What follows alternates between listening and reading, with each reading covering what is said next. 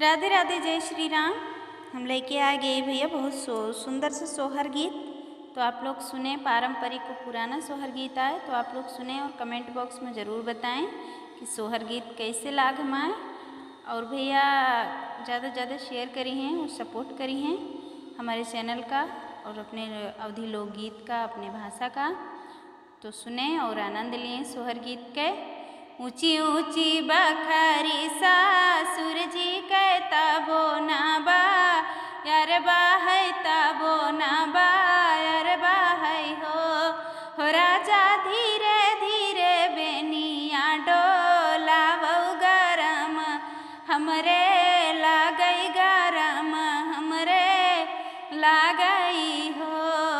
अंगने में सोवई मोरी मैया वा सरवा मोरी, बहिनी वा सरवा मोरी बहिनी हो।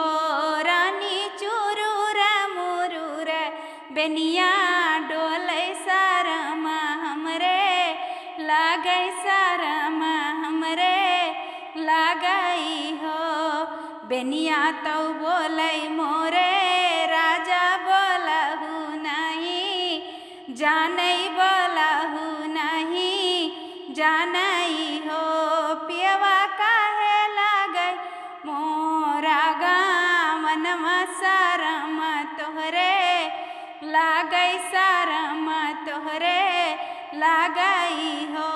राजा काहे लाया हमारो गावनमा सरम, तोहरे लागई हो। जऊ हम होबै अपने मैया बेटी और बा पैया बेटी और बा पैया बेटी हो। पियवा 10 5 लड़का हो, औ बै खेलावै नहीं दियबै, खेलावै नहीं दियबै हो।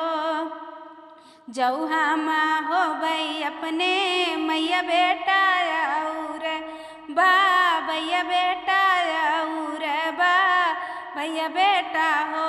धाना से जिया परग नहीं धरबै लालना, कैसे होई है लड़का, कैसे होई आई हो।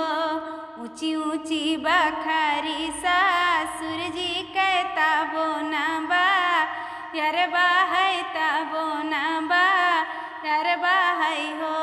राजा धीरे धीरे बेनिया डोलावो गरम, हमरे लागई गरम, हमरे लागई